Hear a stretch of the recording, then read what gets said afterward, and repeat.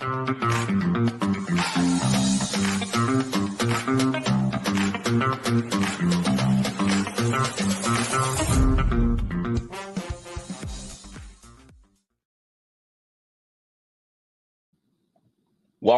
to the Nehemiah Business Lifecycle Podcast. I'm your host, Patrice Tsague. I'm here with Brian Buhler, Director of Training and Coaching for Nehemiah. Brian has also been in ministry as a Christian professional for, Brian, how many years? Oh, my goodness. 20 plus years. 20 plus years. You started, yeah. You started in India. Yeah. Then you went to Middle East, Beirut, and then you've done some short-term missions in Africa. Yep. Right. And so, but man, we love having you at Nehemiah. You're a trainer and a coach, and provide leadership to the Department of Training and Coaching. And today we're going to talk to Brian about his passive income journey. Most people in ministry have the mindset, or at least that they should just focus on provide for themselves through contributions. And but Brian has taken a different approach, where he's been able to really develop a passive income strategy to enable him to have more of his resources to have greater impact, as well as to model what he's teaching others to do, because he's a business trainer and coach. So Brian, let's kind of, Brian also is going to be on the panel for the upcoming Business Lifecycle Forum. If you've not yet signed up for our global forum coming up this upcoming Thursday, Brian will that event. You want to sign up right now. This is our global forum on passive income. Brian, let's talk first about a bit about your journey. What led you to want to do ministry internationally, particularly?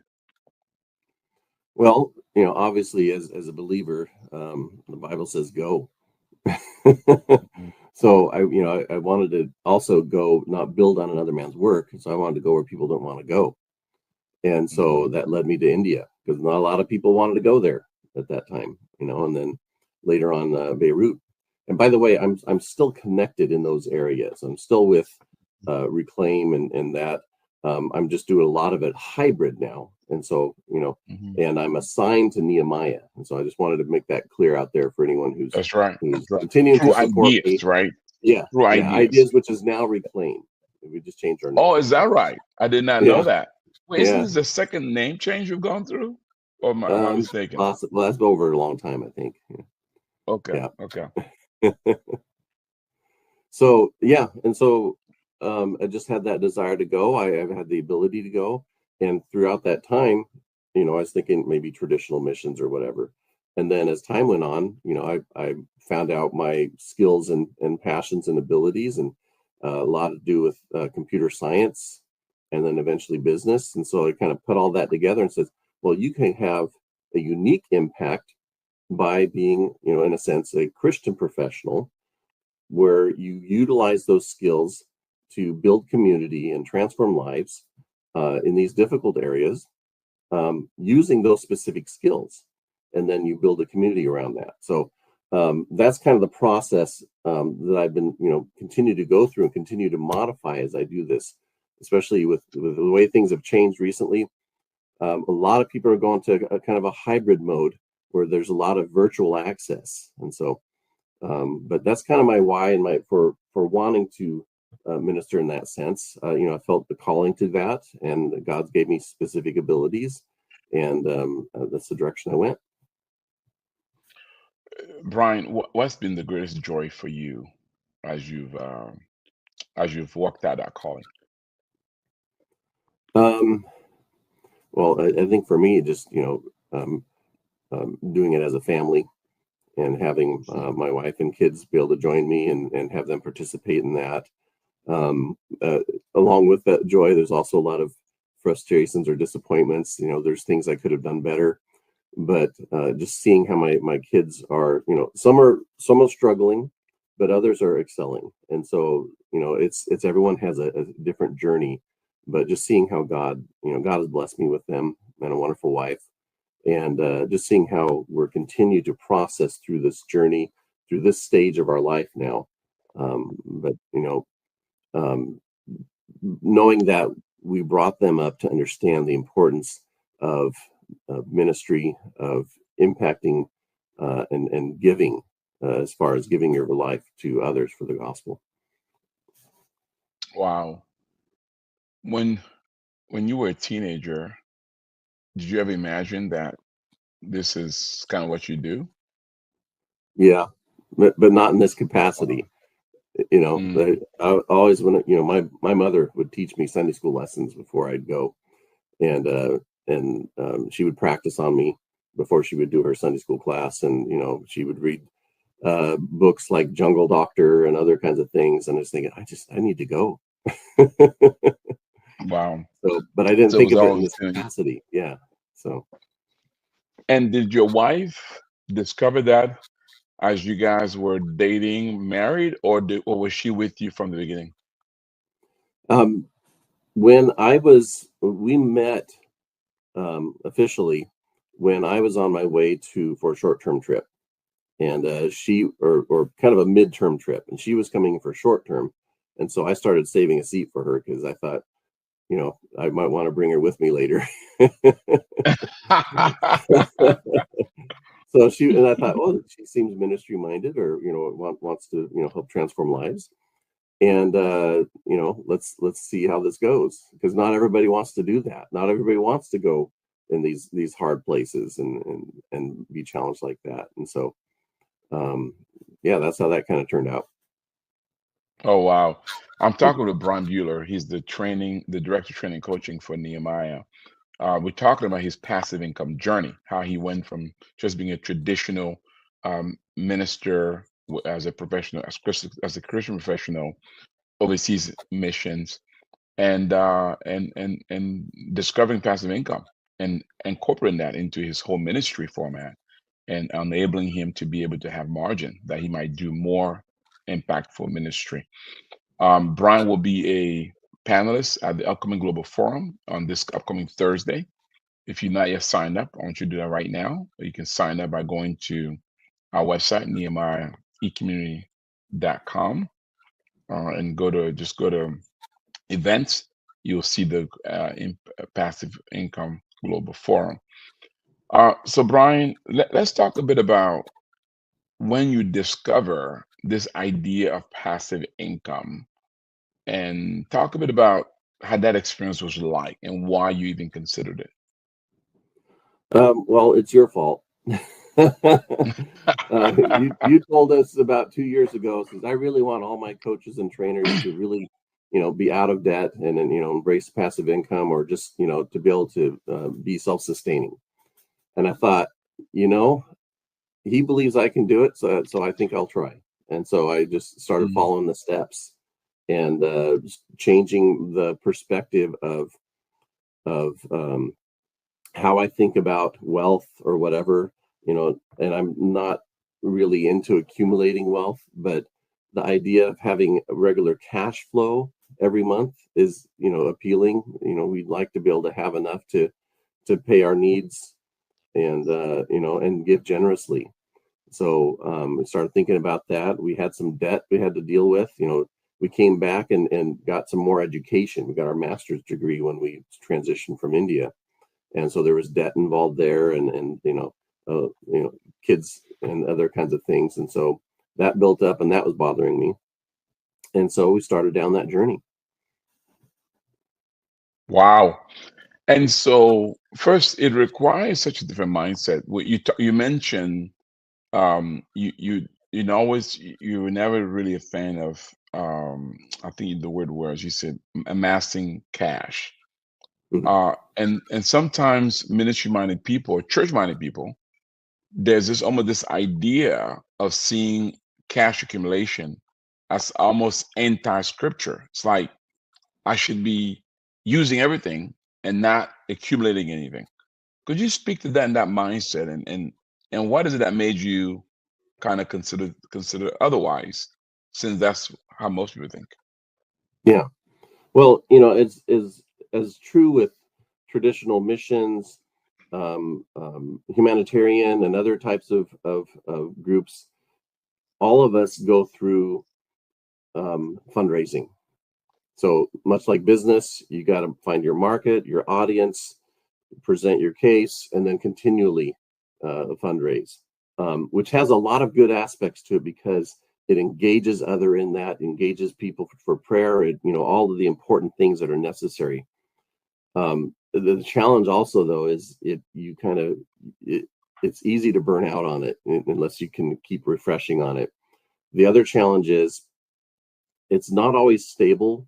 As mission commissions and committees and other organizations that donate, their missions change, their committees change, they forget who you are, something happens, or there's a shift of focus, or you transition out from what you're doing because you couldn't get a visa. A spouse dies. I had a friend who's in our organization, her spouse died.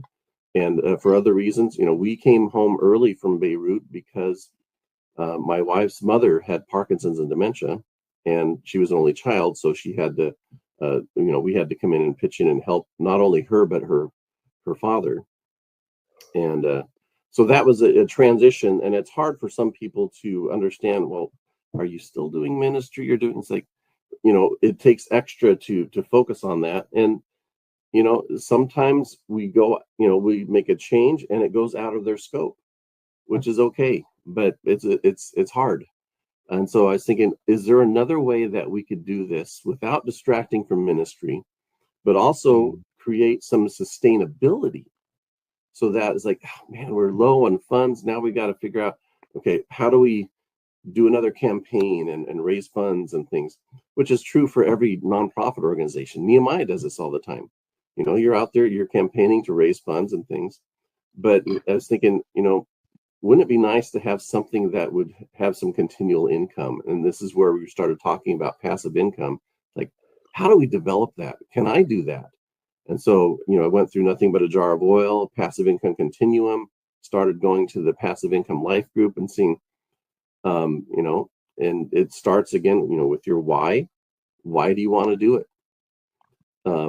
Because many traditional approaches or traditional ways that people fund ministries is that says you need to do 100% ministry, and we'll, and this is why we're funding you, so you can do that, but they don't always, they're not always able to keep that up. What happens when someone comes home? I actually thought of the Elijah and the widow, actually Elisha and the widow. There are two versions of this, one with Elijah and one with Elisha. And in my head, I never really, pulled those two apart. But Elisha and the widow was sitting at, her husband says, my husband, he's an upright and godly man. And now, he accumulated debt, he's dead, and they're trying to take my sons. Where was the rest of the community to help them? It happens, and it's not, it's sometimes people get overlooked or something, but where was that being addressed? And there are a ton of good churches and organizations that continue to keep up and follow, but not all of them can sustain someone going through transition. So why not process through that and see what did God do for the widow? And brought Elisha along and helped her to figure out how to do a really quick business and then live on the rest of the outflow of that sustainably. So I was thinking the same kinds of things with humanitarian work, missions, even pastors. I know some pastors that don't take salary because they have some passive income in their family or something. Is that something that we can build into successively into regular ministries? Start out with lots of prayer and devotion and donation, and build in the ability or the education to, now let's see if we can take a bit of that to put aside for some kind of passive income building, try to work up multiple streams. And then as my goal is, as we're getting older, I would like to transition from donations to living off passive income, and then encourage those who are donating. We have a ton of projects that need support. Can you do some one-offs and things like that? And then they can also go back and help others start their journey. So I kind of see it like there's a path, like a business life cycle. You start out, you're raising funds, you're getting to a different point. For this would be like getting to sustainability, and then thinking about succession. So I think there's a whole journey or a whole thing that we can consider for those in our position. Mm-hmm. Oh, that's awesome. Now, what about those, Brian, who says, well, it's all good and all, but how do you make sure it doesn't rob you of faith? Because part of the idea of ministry and missions is that there's an element of faith involved. How do you do that without it robbing you of your faith? Yeah, excellent question, because it comes up a lot. A lot of time, because the business that we did in India, there was a struggle about that because it was a for-profit business. It's like, well, what are you doing with the profit? Well, it's a kingdom business, so we're running it like a kingdom. But as far as being, the raising support as an act of faith or partnership with the gospel, that's all good. It's important. Paul received gifts from the Philippians. Jesus received support from followers. It's stretching for our faith. We learn to trust God for our daily bread. Especially I'm thinking. I always go back to Joseph. Joseph started his journey. Joseph was in the pit. He was totally dependent on God. He had to really grow in faith for that. But as each thing grew, he still recognized his dependence on God. That's not wavering, but his participation in that increased.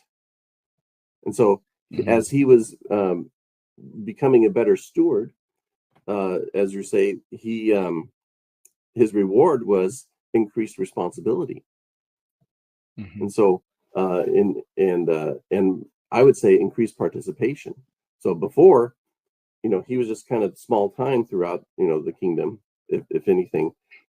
But when it was his time, now he's full participation, and basically had access to everything. So now the other side of it, the passive income elements, is it's not replacing faith.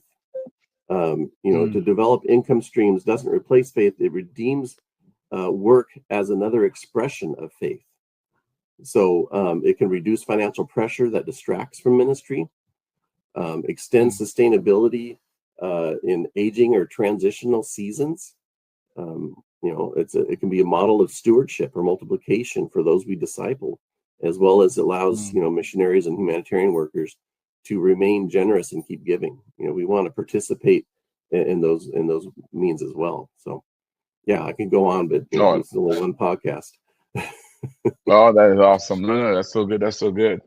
That's so good. So let's talk about so you began your journey green. And what is what we call sustained freedom goal, debt-free? Yeah, sustained freedom goal, not debt-free, sustained freedom goal. Because debt-free goal is when you're out of debt. Sustained freedom goal is when you are generating enough cash flow, active income, passive income to cover your fixed recurring expenses, leaving everything, all the margin for you to do what you really want to do, which is serve the Lord. So what is your goal? Well, essentially, without giving away numbers, is to do that. It's to be at a point where I know how much we need per month to operate our, what we need for our family. And my goal is above that. And I need to revise my percentages a bit, but I want to be able to give generously as well. So that, and the Bible also says, leave, a legacy or whatever, inheritance for your children's children. And so I want to have something that will sustain, that can keep going, that, if they want to spend the majority of their time in ministry or transforming lives or whatever they want to do, I want them to be able to access that, to be able to help give them a kickstart in that. But that's only, I would only advise that if they have a good why. The difference between someone who's humanitarian or missionary who's also doing business is why are they doing that business? Are they doing it just to make money, or are they doing it because it is part of your ministry mechanism? And that's what I like about biblical entrepreneurship. It puts that together. The secular and sacred, we can put that back together. And that's why, I'd love it if more missionaries and humanitarian work and all that, they took biblical entrepreneurship to understand how to put all that together. Because that's where it changes, because you're always going to have something pulling you away from faith, whether it's, I'm losing profit, so I got to, well, in ministries, you have a family, and a lot of times we fail the family too. So there's the importance of that margin that we're trying to develop to make sure that we have a balance with our faith and what we have to do. So really, it comes down to balance and stewardship in all those areas. And I think God has given us the diversity and gifting to do many different approaches to that. I love it. So remind me again, Brian. So your sustained freedom goal is how many years from now? Do you have a sense yet, forecast? I'd like it within 5. I think realistically, I'm going through that. A coach that's probably telling me about more like 9 or so, but I think I'm finding a way to expedite it. So expedite it. And what? So you're going to talk more about it on this week. But what are some techniques you use to for that? Somebody's watching and listening, they're saying, "Wow, I want to be like Brian." What kind of tips can you give them? How did you get to that journey? Well, I had to start with your why. And then I need to start with the budget. A lot of people have a budget. I could never find one that really spoke to me. I tried, Ramsey's easy, whatever that one, every dollar and other things. And then nothing, for some reason, nothing but a jar of oil budget on a little simple spreadsheet spoke to me more powerfully. And putting all that together and seeing, okay, is there any margin left over? Once I found that, or there was hardly any, how do I increase that margin with what I have?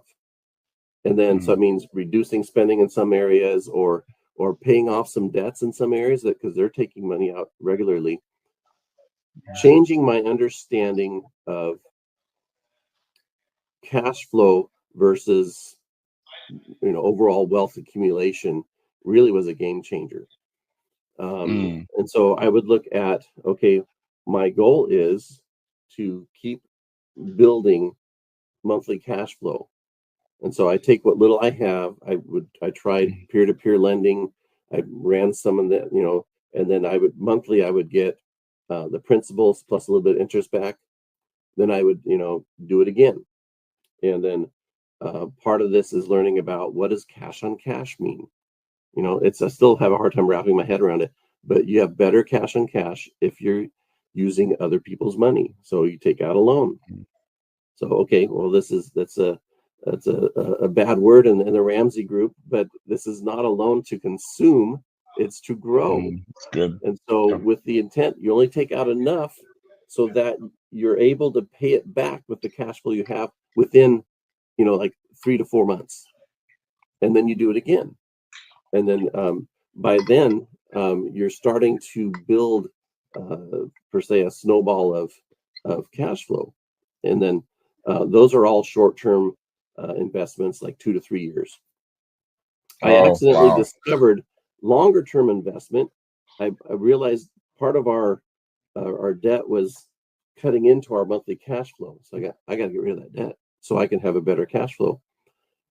Because I'm over 59 and a half, I was able to grab some out of my IRA And I had to really think about that a lot. It's like, but I'm taking it out to increase my cash flow, not to spend it on anything. Okay, so I did that. My what do you call it? Credit score went up. My other goal was to get it over 800. I got it over 800, so I was able to get better lines of credit, so that I could do the cash flow turns multiple times, and it's been going pretty well with that. And I've accidentally found that I pull out just enough that I still get it becomes my new investment, because I pull out just off the interest, and then it replenishes, and then I do it again, and then I use that to build the cash flow flips. Oh wow, so much. I love it. I mean, I love it. Brian, so what was the biggest thing you had to overcome? What was your biggest challenge?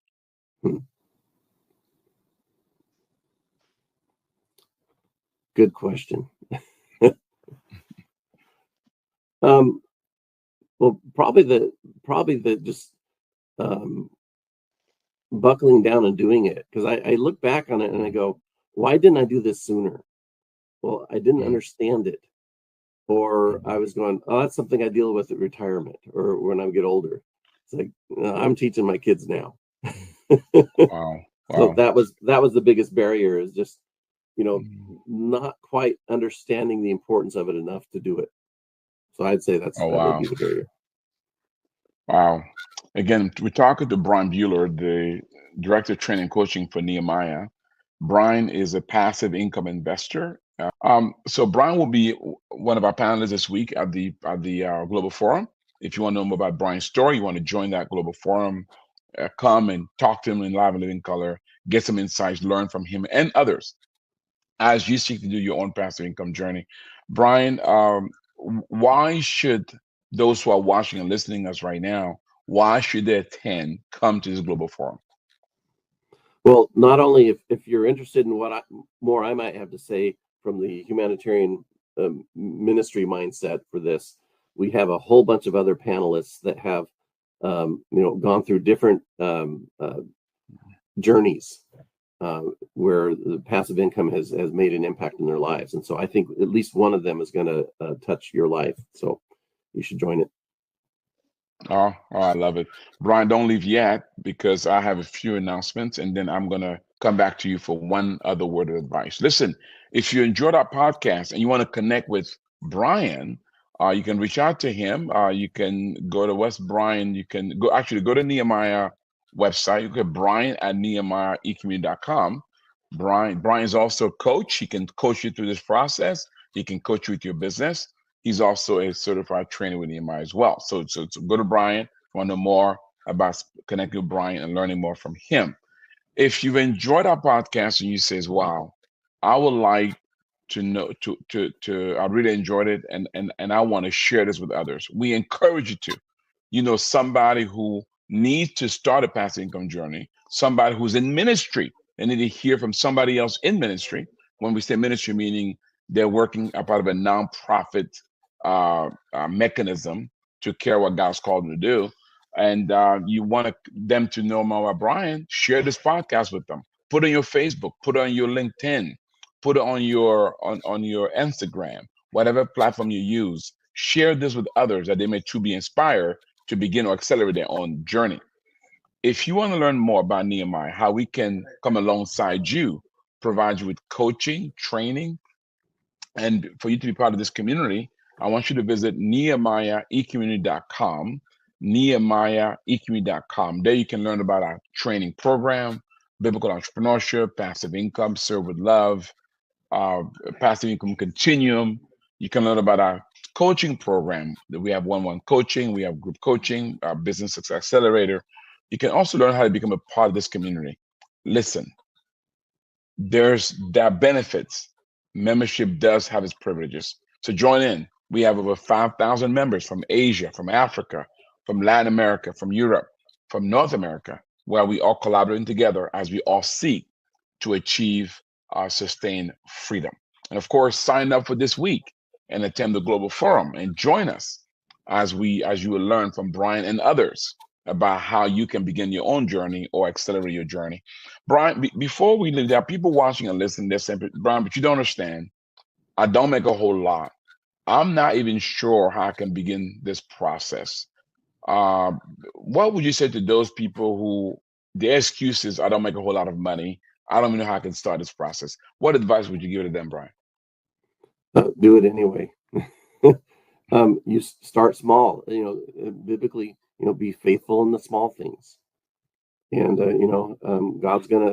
God takes opportunity to bless you at different times of life. If you at least start with your budget and look and see how much you might have left over, because I don't think God wants us to continue to live paycheck to paycheck. It's real easy for us to fall into that pattern, and we just do that. But if you make a plan over time, you're going to see some results. And if you need a coach to do that, I'm available. There's a lot of us available that can help you walk through that journey. I love it. You heard it here, guys. Start it anyway. Well, listen, I hope you enjoyed the podcast. Let me pray for you. May the Lord bless you. May the Lord enable you to steward those talents, those resources that are under your care, and to steward them in such a way that one day you can hear those wonderful words, well done, good and faithful servant. You've been faithful over a few things. Guess what? He'll not make you rule over much. God bless you. Thanks for watching and listening. See you on the 16th. Thank you, Brian. Thanks, Patrice.